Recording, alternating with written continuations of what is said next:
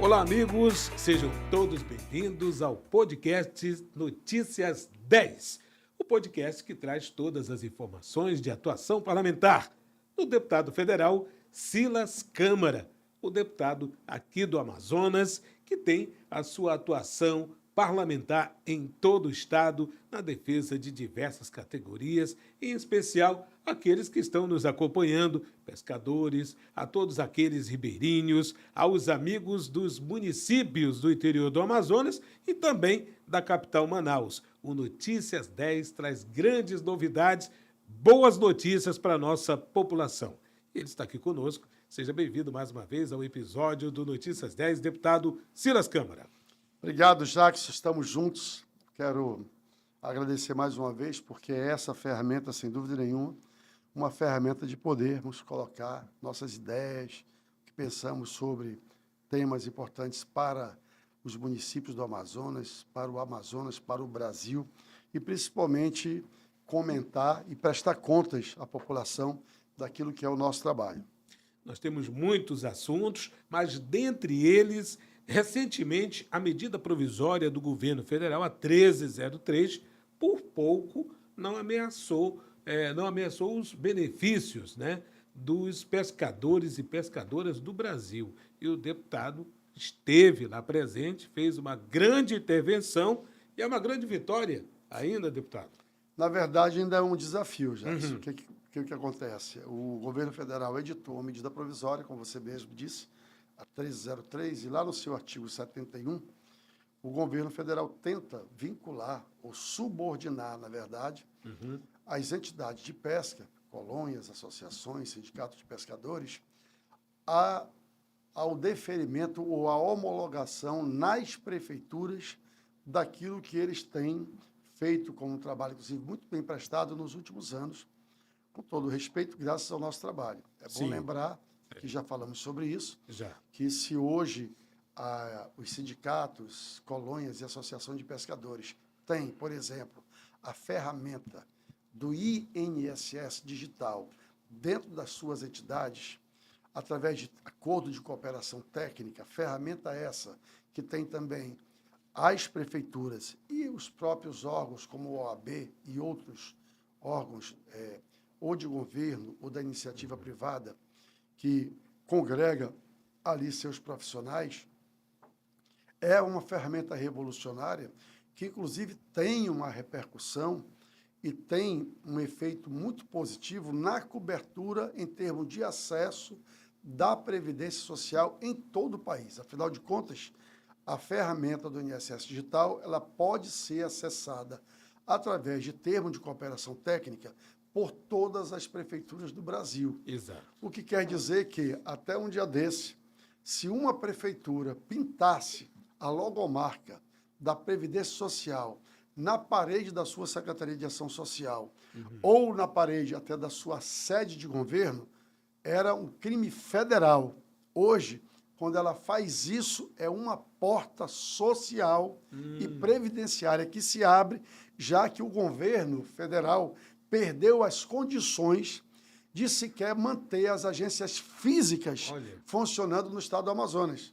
Nesse momento que eu falo com você e com todos os meus amigos que estão me ouvindo, tem 7 agências das 32 físicas do Amazonas fechadas por absoluta falta de servidor, o que é um absurdo, Não bastasse, a gente já tem um vazio institucional da nossa região fenomenal, ou seja, falta do Banco do BASA, falta do Banco do Brasil, falta da Caixa Econômica, falta da presença do governo federal através dos órgãos, por exemplo, de regularização fundiária no sul do Amazonas, então, que é o maior desafio.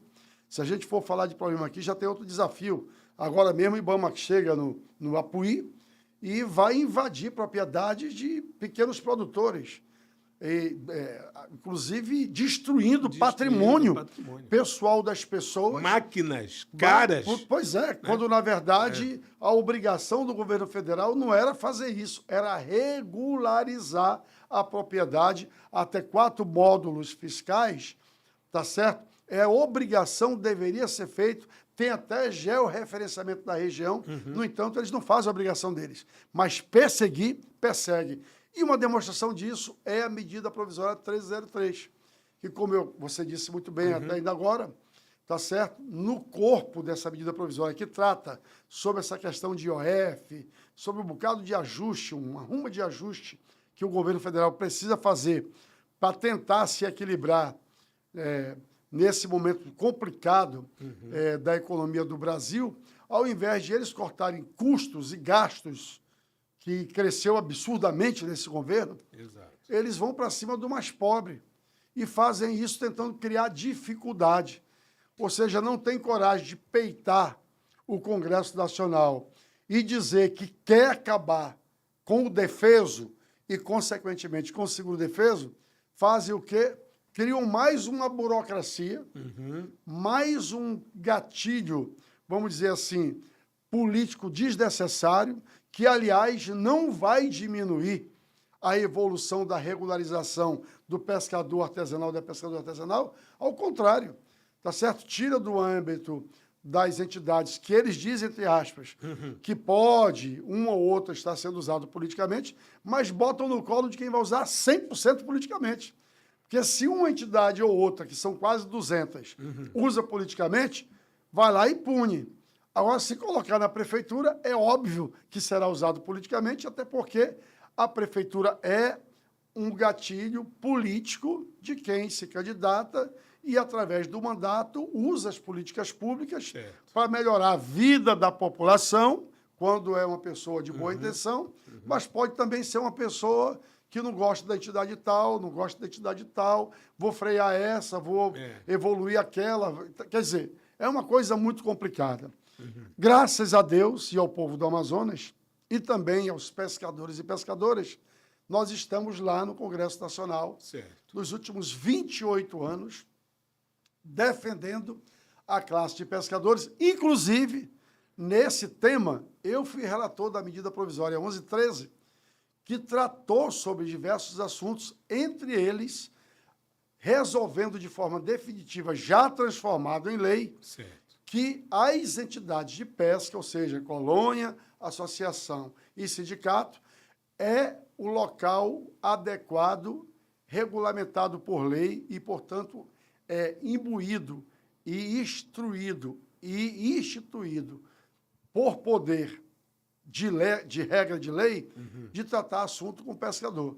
Então, nós, através de um clamor muito forte do Brasil, mas principalmente das entidades do Amazonas, e aqui eu não posso deixar de registrar o Braguinha, que é o presidente da FICIPEAM, de uma das federações que congrega entidade de pesca do Amazonas, e do Negão, do João Vieira, vice-prefeito lá do município de Benjamin Constant, que também é presidente de uma entidade dessas, fizemos uma mobilização e apresentamos, dentre os destaques supressivos já apresentados, o nosso foi o primeiro, 01. De todo o país? Todo o país. Todo Quando país. a gente viu, apresentamos no mesmo dia um destaque supressivo e estamos aí na eminência do presidente da Casa, da Câmara ou do Senado ou do Congresso Nacional, de se vai instalar essa comissão para poder fazer a tramitação dela normal da 1303 ou se vai levar direto para o plenário. Dependendo da decisão dele, o embate ou a estratégia de enfrentamento será montada. Não, montou a comissão, eu já sou o titular lá. Exato. Como titular e autor, tenho certeza que quem vai relatar é alguém ligado ao governo do Partido dos Trabalhadores. Mas eu quero imaginar que a gente, mostrando para eles que isso já está decidido por lei e que isso só causa mais problema, a gente possa ter a boa vontade do relator e ele poder modificar algo? Ele poder aceitar o meu destaque supressivo e retirar o artigo 71. Muito bem. Ele pode fazer isso. Muito bem. Obviamente que o presidente também da comissão, que será um senador da República, vai ter essa sensibilidade e nós vamos aprovar a supressão do artigo 71 da nossa medida provisória 1303 e vamos reestabelecer. Porque não vamos devolver, porque como não é lei ainda, apesar de que medida provisória tem força de lei. Pois é. Então está valendo hoje. Mas também tem prazo de validade, são 180 dias. O problema é que, da forma como está, e como hoje já é julho praticamente... Vai ter o recesso, né? Tá certo? Não, e sendo julho, Jacques, tem um detalhe, é que os pescadores têm um prazo para apresentarem novos requerimentos de solicitação do seguro-defeso. Então, bem. vamos imaginar que essa comissão ela se alongue, e como foi apresentada a medida provisória agora e tem força de lei por 6 meses, se isso não cair rapidamente... Vai ser um transtorno. Vai ser um transtorno porque a solicitação do seguro-defeso começa a ser feita em novembro. E nós estamos em julho, agosto, setembro, outubro, 4 meses, tem força de lei por 6. Se a gente não derrubar isso numa votação no plenário rapidamente, a gente vai perder o time da solicitação do seguro-defeso do ano de 2025 para 26, tá certo? Dando causa, nesse aspecto, de as confederações correrem para o Supremo Tribunal Federal e, a exemplo do que foi 2016, 2017, ganharem facilmente, mas ganharem até hoje não receberam. Quer dizer, isso é muito complicado, eu espero que se resolva isso rapidamente no âmbito do Congresso Nacional. Agora, todo esse conhecimento do deputado, nesses 28 anos atuando, é muito importante no que se diz respeito a ficar atento a essas medidas provisórias. Não tenha dúvida disso.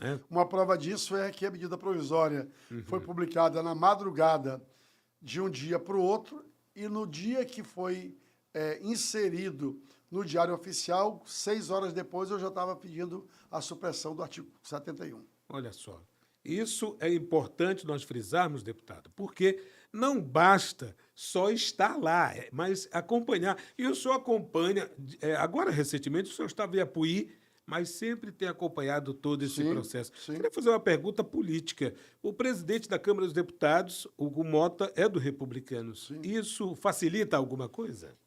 Eu não diria que facilita. Nós temos a facilidade de acesso, de conversar com o presidente. Na verdade, com todo o respeito, sendo eu deputado federal, eu estou entre os 5 deputados federais mais antigos de 513. E sou o deputado da Frente Parlamentar Evangélica, que hoje é a maior frente no Congresso Nacional. Sou o deputado, sou o parlamentar, na verdade, entre senadores e deputados atuais, o mais antigo, o que mais número de mandatos tenho na minha história política, estando exercendo o mandato. Com o Arthur Lira, isso já era um facilitador muito grande de diálogo. Com o Hugo Mota, o que melhorou? Melhorou porque é meu amigo pessoal e nós estávamos até um dia desse no mesmo partido, na mesma trincheira, ali na bancada, conversando todo dia. Agora mudou o quê? Ele é presidente e virou um cara que não é apenas um parlamentar que está ali inserido na aldeia do Republicanos. Ele está ali tentando torear problema e demanda de todos os líderes e partidos, inclusive do governo federal e de todos os poderes. Mas, no dia que aconteceu isso, só para você ter uma ideia, eu liguei para ele antes de apresentar a supressiva. E ele, de dentro do avião, ele me retornou, dizendo, olha, estou num voo, não tenho como falar, pousando, eu te retorno. Pousou, me retornou. Quando ele me retornou, eu conversei com ele, brother, alguma coisa está errada. Entendeu? O que tem a ver? O governo federal não se contenta em já ter tantas frentes de guerra, não. Agora quer trazer o setor primário inteiro. Já tem uma guerra com o agromaster, o macro.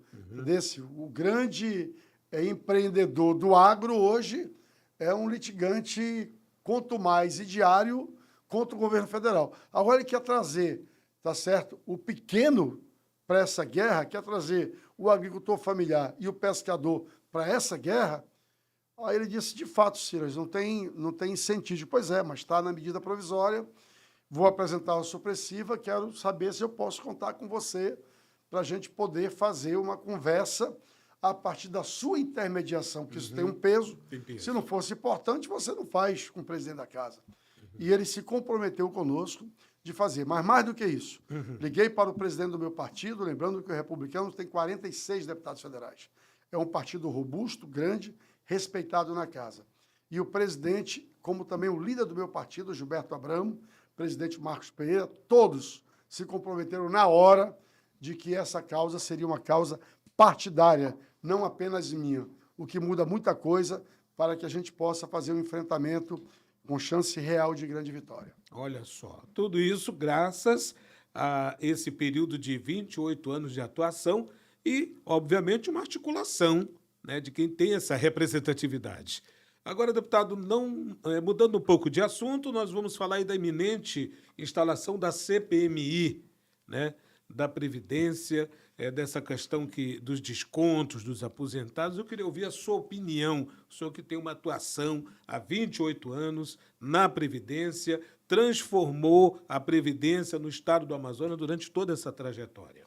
Pois é, essa informação e esse fato concreto de que agora vai ser instalada a CPMI, inclusive com a presidência já confirmada do experiente senador Omar Aziz, que, né, foi vereador, deputado estadual, vice-prefeito, secretário de Segurança Pública, secretário de Obras, foi vice-governador, governador, senador por 2 vezes, enfim. Presidente da CPI da Covid? Presidente da CPMI da Covid, né? E agora já foi indicado pelo presidente Davi Alcolumbre como presidente da CPMI, que vai tratar desse tema da Previdência. Eu acho, na verdade, eu penso que vai ser uma oportunidade grande de tratar não apenas dos descontos associativistas, que são esses descontos de R$ 12, R$ 10, R$ 13, que atingiu aí, pelas notícias, porque não se tem um fato concreto ainda, 6 milhões de beneficiários da Previdência Social. Mas penso que vai ser a oportunidade de fazer uma coisa mais ampla. Acho que chegou a hora de passar também o pente fino nessa questão aí dos consignados, que se teve, e acho que teve, e quem fez precisa ser punido, algum tipo de desvio de formato de acesso a esse benefício do desconto para as associações, também temos aí, quase que diariamente, denúncias de benefícios fraudados com descontos de consignados que entidades financeiras não estão se responsabilizando e termina que o aposentado perde, e aí perde mesmo, muito dinheiro, chega a perder 40%. Não é bom? É bom dizer que houve uma lei aprovada recentemente que ampliou a margem de consignado, o que deixou os aposentados numa situação muito delicada. E depois dessa onda dos jogos digitais, aí então, pelo amor de Deus, não só o consignado da Previdência, mas até o Bolsa Família, é bom que se lembre e se diga, teve aí um desarranjo, vamos dizer assim, fenomenal em termos de prioridade das pessoas que têm acesso a esse recurso. Então, eu digo assim, que vai ser bom que se instale. Eu tenho certeza que o senador Omar fará isso com muita responsabilidade, até porque eu já vi declaração do senador Omar dizendo que essa CPMI não é contra o Bolsonaro e nem é contra o Lula, porque ele jamais pode, como uma pessoa experiente que imaginar que um presidente da República mandou chamar uma entidadezinha, olha, vamos aqui organizar, tá certo? Um desconto de R$ 15 reais, entendeu? Porra, aposentado para fazer... Não, entendeu? Mas que ele cuidará, como presidente dessa CPMI, com muito cuidado, para que quem teve a ver com essa articulação maléfica de conceder benefício a entidades que não tinham assinaturas legitimadas pelos aposentados sejam punidos com a restituição do prejuízo causado e, se não restituir, o mal causado tenham o peso da lei sobre si e que paguem na justiça o seu mal feito, né? nós não podemos pagar esse prejuízo se há alguém que cometeu esse Sim, crime. tenha né? dúvida disso. No caso, as entidades. Sim, Né? a entidade que fez, acessou a esse benefício sem estar legitimado, e pior, né? Tem entidade que acessou o benefício, legitimado ou não, e que não entregou o serviço que se propunha a trazer, a fazer, né?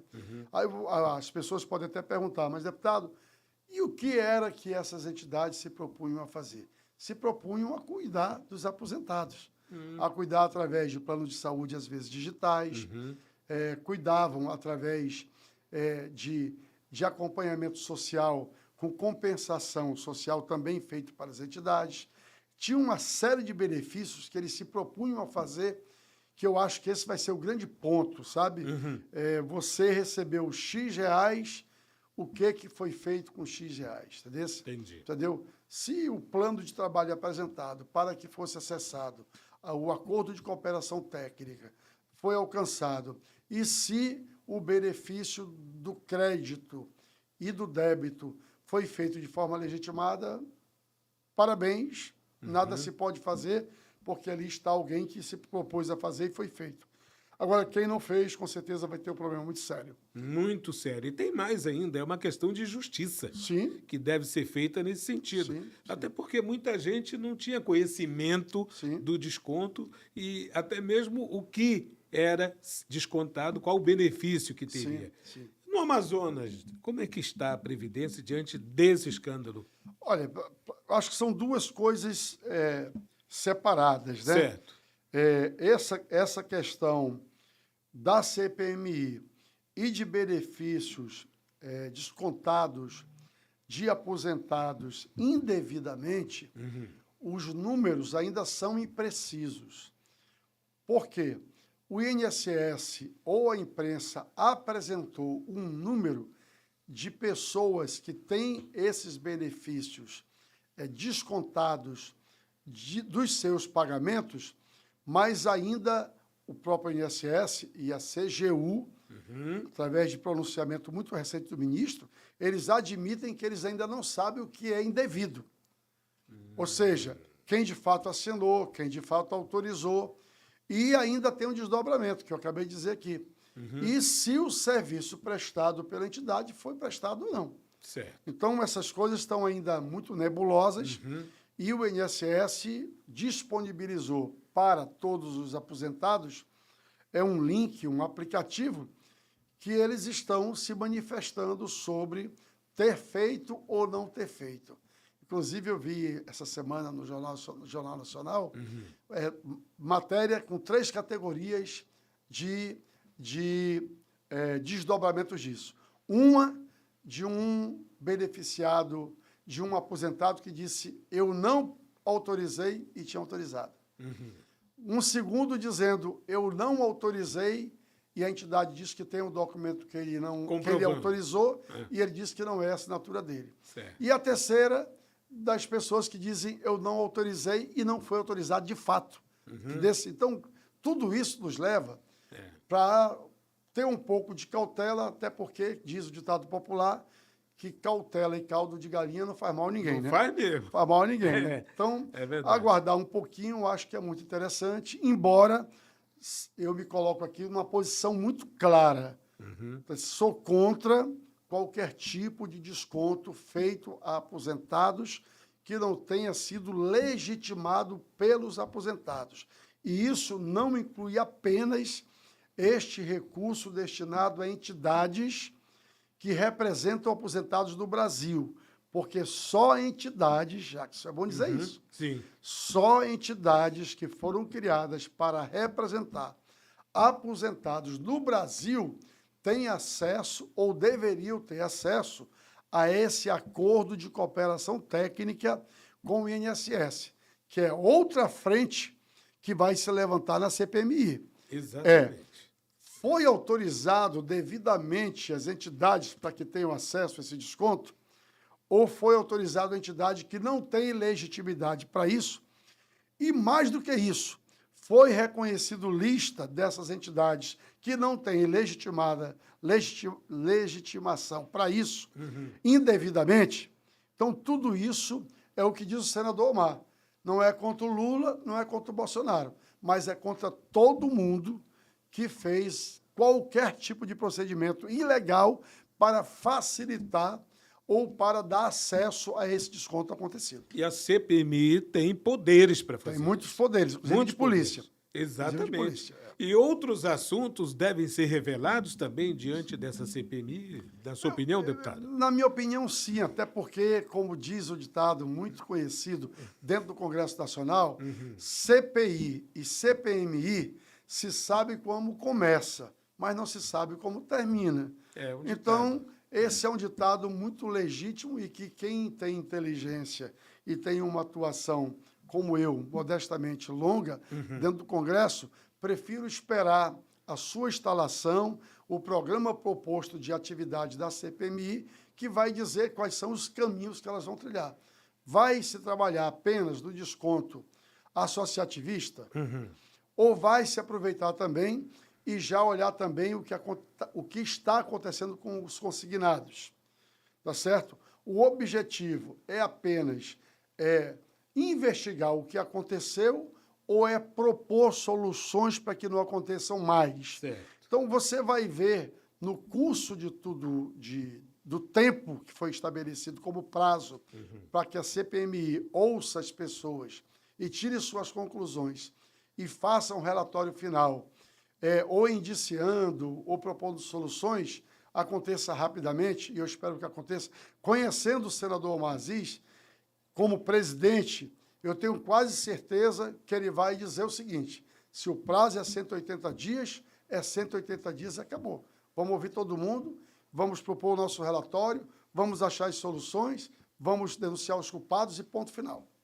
Agora, deputado Silas, a presidência do senador Omar Aziz é algo muito que nós colocamos aqui, benéfico para a nossa região, no sentido de ter um político reconhecido hoje no Congresso Nacional, né? Pois é, o senador Omar Aziz, você sabe que ele foi festejado. Exato.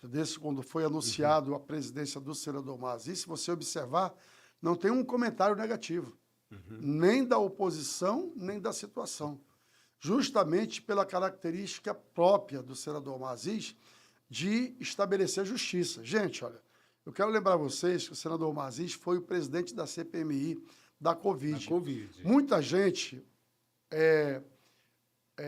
se tornou admirador e muita gente se tornou inimigo, adversário do senador Omar Aziz, baseado que o país está dividido entre direita e esquerda. Exato. Não tem muita surpresa. Mas tem um dado que eu acho que as pessoas deveriam levar em consideração. Pois não. Qual é o dado? É que o equilíbrio do senador Omar Aziz na comissão parlamentar de inquérito do Congresso Nacional da Covid foi uma segurança para que não se pessoalizasse a ninguém os fatos relacionados à Covid. Ou seja, ou tinham fatos ligados a atitudes de governo ou tinham atos destinados à ciência que precisavam ser levados em consideração. Mas não existia um movimento, vamos trazer a mulher de fulano, vamos trazer o filho de cicrano, vamos trazer cicrano. Você pode observar que o senador Omar Aziz fez uma condução de forma que a parte técnica foi muito valorizada no aspecto de se levar a uma conclusão dos acontecimentos. Certo. Por isso é que a experiência do senador Omar Aziz e essa segurança de que não terá pirotecnia, de que não vai virar um circo, deu a todos, tanto a direita como a esquerda, a certeza de que essa CPMI tem um objetivo claro. Qual é o objetivo claro, Jackson? Não é só punir. Presta atenção.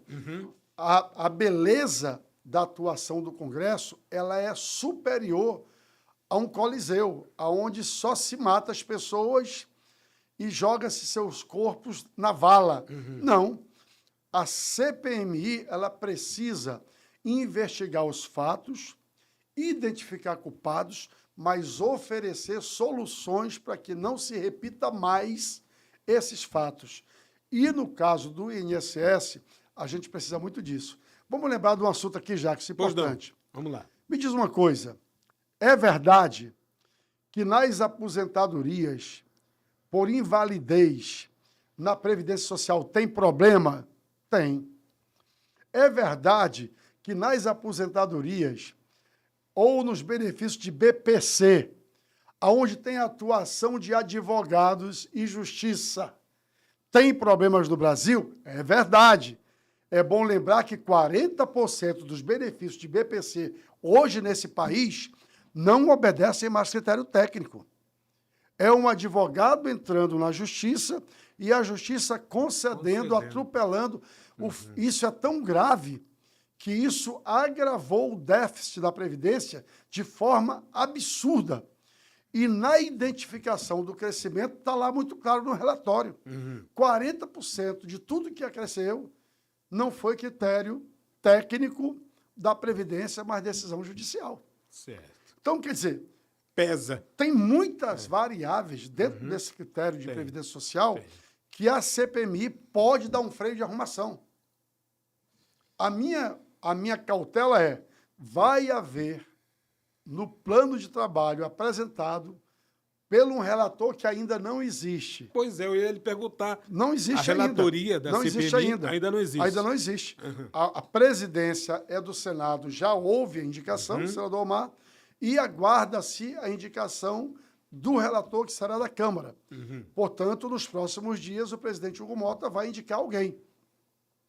E espero que ele indique alguém que tenha capacidade política, presta atenção, não é técnica, é política. Ali é política. De montar uma equipe técnica para propor um plano de trabalho que em 180 dias a gente aproveite essa oportunidade e faça um freio de arrumação em todas as brechas que existem hoje no sistema legal da Previdência Social, para que o governo não sofra determinadas derrotas, como está perdendo para a Justiça, o direito técnico de dizer quem tem ou não o benefício do BPC. Muito bem, muito bem. E seria uma correção, né, que poderia transformar até. O peso é grande no orçamento, essas questões. Não tenha dúvida. Hoje o governo federal está atrás aí através de IOF, de outros arranjos. Tirar de algum lugar. Tirar de algum lugar para poder tapar o buraco, quando, na verdade, eu repito, eu concordo que o governo precisa fazer é parar e dar uma corrigida na forma como o seu custeio, tá certo? Nesses últimos anos, os gastos públicos cresceu com gastos públicos absurdos. Absurdo. Tá certo? Se não parar, não tem nem credibilidade para pedir do Congresso mais sacrifício da população. Acho que esse seria o primeiro ponto. Exato. Passar sinais claros, diminuir o número de beneficiários. Mas isso é muito pouco. É pouco, mas são gestos que a população entende que são gestos que demonstram que o governo federal quer, de fato, fazer alguma coisa que melhore a qualidade dos seus custos, né? Vamos dizer assim, né? A outra coisa é o governo federal também, através das suas propostas, demonstrar de forma clara, e está aí uma oportunidade pela CPMI, tá certo? De que alguns custos, como, por exemplo, o da Previdência, é algo que vai ficar daqui a poucos dias operacionalmente viável, né? Exatamente. Viável, né? Agora, Jacques, eu queria fazer um registro bacana aqui. Por favor. Eu não sei se quem está me ouvindo tem noção disso, mas eu queria que você, meu irmão, minha irmã, meu amigo, minha amiga que está me ouvindo, entendesse uma coisa. Tem na Previdência Social brasileira algo que poucos brasileiros sabem ou valorizam. Nós temos o maior programa de um governo no planeta com cobertura previdenciária e social a uma população.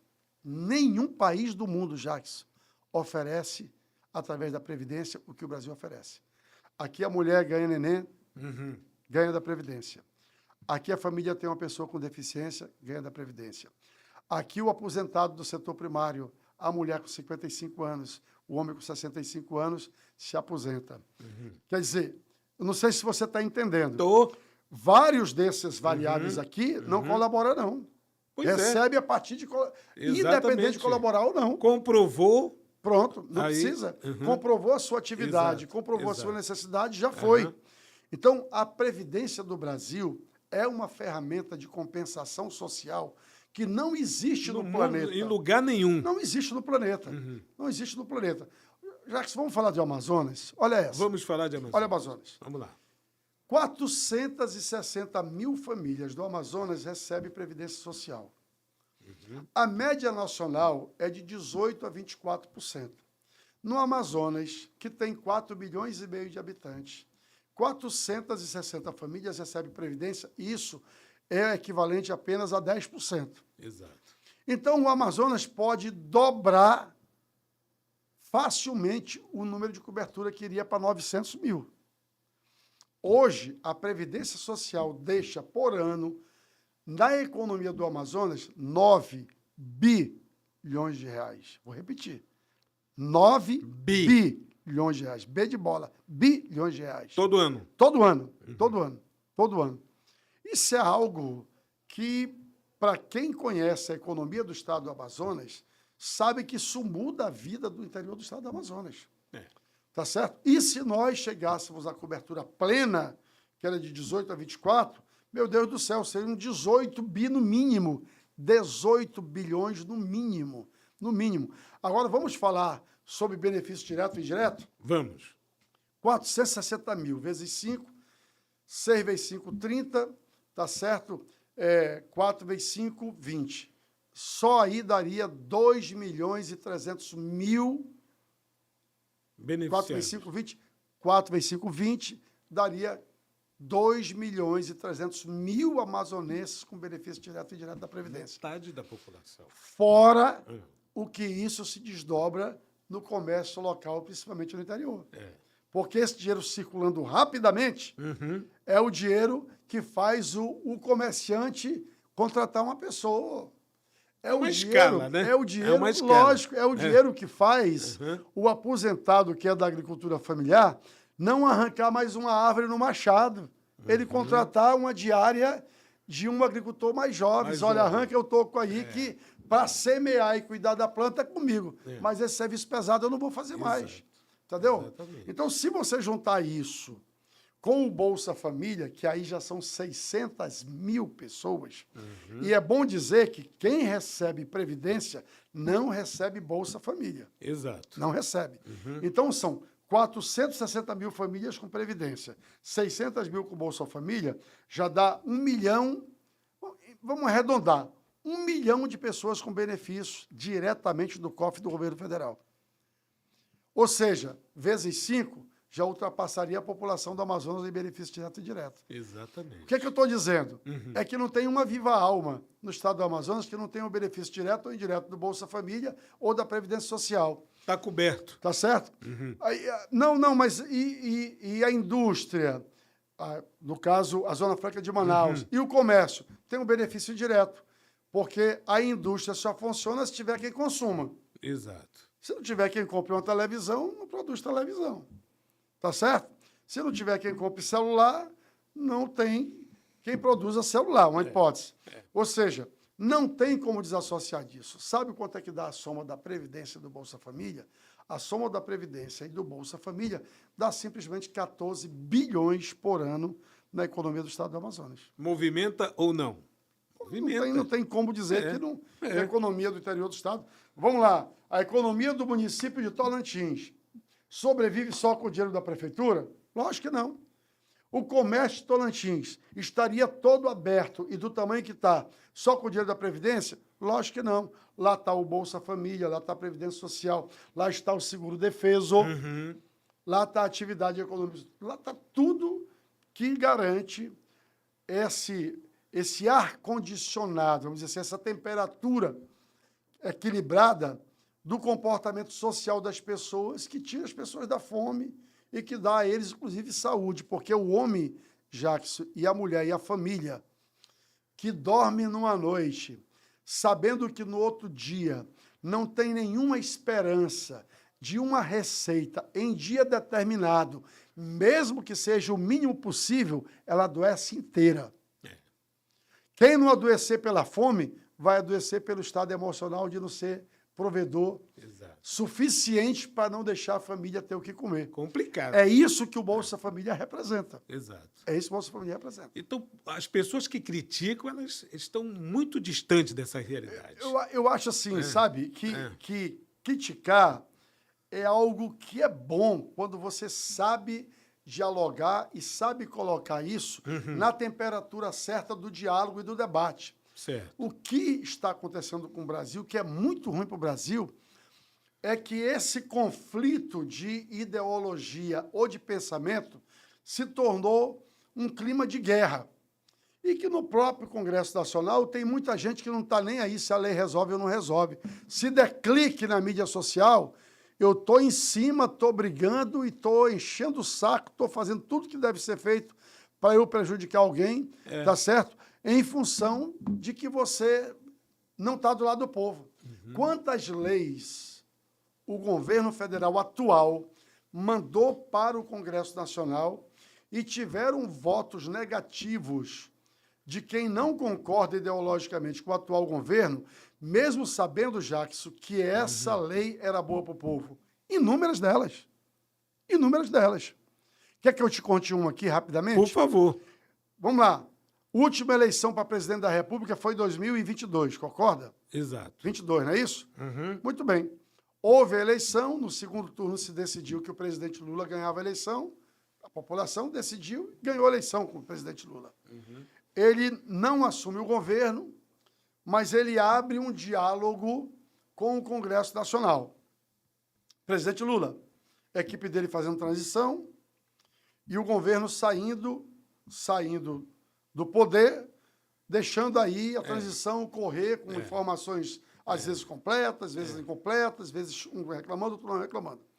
Se descobriu que não teria dinheiro para pagar o Bolsa Família em novembro e dezembro do tamanho que o governo que saiu estabeleceu apenas por 6 meses. Ou seja, se ganhasse, ia dizer se continuava ou não, e quem ganhou com o encargo de saber se ia continuar ou não. O presidente Lula se antecipou e já disse logo, se eu vencer, mantenho R$600. Vence a eleição, no período da transição, se descobre que não tem orçamento para isso. Não tem financeiro para pagar novembro e dezembro de 22 e não tinha orçamento para continuar pagando em 23. Certo. O que faz o governo eleito? Se articula com o Congresso e apresenta a famosa PEC da transição, uma emenda constitucional para resolver o problema do governo que estava no poder pelos 2 meses e do futuro governo. Presta atenção, eu nunca tinha visto isso na minha vida. Eu ia lhe perguntar isso. Tá Você certo? já tinha visto isso? Nunca tinha visto. Então, presta atenção, propõe, o Congresso se articula rapidamente, porque era a única saída, e coloca-se para votar a matéria. O que aconteceu? Um movimento ideológico disse, eu não voto, porque se eu votar, eu vou beneficiar o próximo governo. E a tendência ideológica e comportamental dessa área do Congresso que queria não aprovar, era da qual eu acreditava. E acredito. Nas bandeiras eu acredito. Sim. Eu não acredito na estratégia e na forma, porque eu acho que guerra não resolve a vida de ninguém. Se guerra resolvesse, a Ucrânia estava festejando, estava cantando parabéns para você, porque está debaixo de PEI aí 5 anos, e a Rússia, que é uma potência mundial, da mesma forma. Estão todas duas sofrendo por causa de uma guerra. Se guerra sofresse, Israel estava festejando porque iniciou mais uma com o Irã. Guerra não resolve o problema de ninguém. Então, preste atenção. Nesse episódio de vota ou não vota, vieram me pressionar. Vieram me pressionar, parceiro, tu me desculpa, mas eu vou votar com o Amazonas. E lá no Amazonas tem 600 famílias que dependem desses R$600 aí. Então, para mim, vocês podem continuar brigando, 600 mil mil pessoas, famílias. Famílias. Então, vocês continuam brigando aí, meu voto vai ser favorável, porque eu estou protegendo este governo nos 2 meses que não tem dinheiro para pagar, e estou, sim, protegendo a população nos próximos 4 anos, porque precisa da área formal ou do modo formal de ver as coisas. Ao se votar a PEC da transição, você estava ajudando o atual governo, que tinha mais 2 meses, e estava protegendo a população para o futuro. É uma política pública. Ponto final. Entendeu? Me posicionei, portanto, a favor da população. É por isso que eu disse aqui para ti já uma vez, e vou dizer novamente: seguro-defeso, Bolsa Família e Previdência Social são bandeiras do deputado Silas Câmara. Eu trabalho 24 horas pela manutenção desses benefícios, porque sei o efeito que tem na vida de quem trabalha no setor primário no estado do Amazonas. Lembrando que, e partindo do seguinte princípio, que setor primário é agricultura familiar e é pesca artesanal também. Logo, quando o Bolsa Família beneficia uma família da agricultura familiar ou da pesca, está alcançando, através do meu trabalho, o setor primário. Afinal de contas, é diferente ou não é diferente? Você, meu irmão agricultor, você, minha irmã agricultora, ou você e meu irmão pescador, ou você, minha irmã pescadora. É diferente ou não é? Você sair para pescar sabendo que o seguro-defeso é só dezembro, janeiro, fevereiro e março, mas que todo mês você tem R$750 do Bolsa Família. Que se o peixe vier na rede, amém, mas se faltar o peixe, tem um socorro bem presente na angústia, que é o Bolsa Família. É diferente ou não, minha irmã agricultora e meu irmão agricultor, que também é pescador, mas é agricultor familiar, de um fenômeno natural, como a cheia vir e levar toda a sua plantação na área de várzea. E aí? E você saber que perdeu a plantação, mas o Bolsa Família está lá para você ter o mínimo possível da sua necessidade. Tudo isso só sabe, Jackson, quem anda o Brasil, o Amazonas. Só quem sobe barranca de rio. Só quem conversa com a população. É por isso que tem diferença, com todo respeito, do parlamentar orgânico e da mídia social. O da mídia social, ele, para votar, ele olha o que estão dizendo aqui. Ele não sabe quem está do outro lado.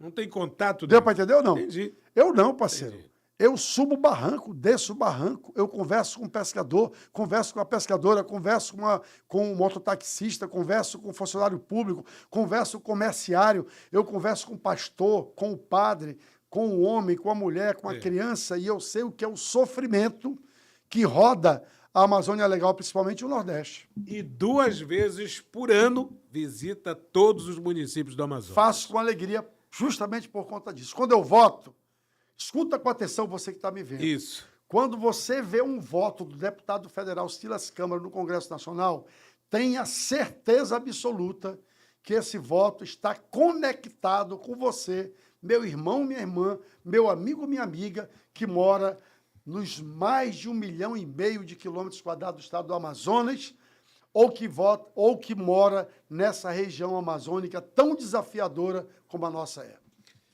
Muito bem, olha aí, o podcast Notícias 10 está terminando, mas esse é mais um episódio que nós estamos aqui acompanhando com o deputado federal Silas Câmara, que sempre traz uma boa notícia.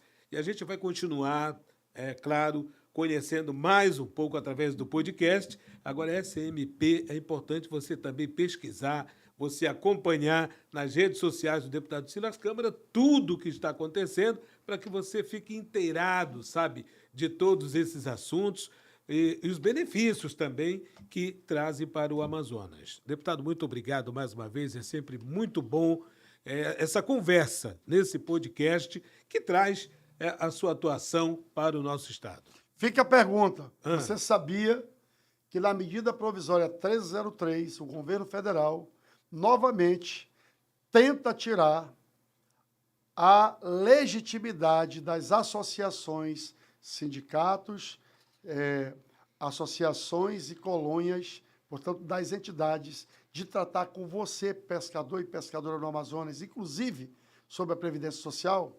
Essa é uma pergunta. A segunda é, Mas você sabia também que um deputado federal, 4 horas depois do governo federal ter editado essa medida provisória, se levantou contra tudo isso e propôs uma emenda supressiva, tirando o artigo 71 da medida provisória e mantendo o benefício e a legitimidade das entidades de pesca, que no Amazonas são 200, de tratar o assunto do pescador e da pescadora de forma direta, sem nenhum atravessador, para que você possa ter as respostas rápidas que você precisa para as suas necessidades? Fica essa pergunta para você aí. O nome dele é Silas Câmara. Muito obrigado. E a você que sempre nos acompanha, obrigado pela audiência, obrigado pela sua também participação. Um abraço a você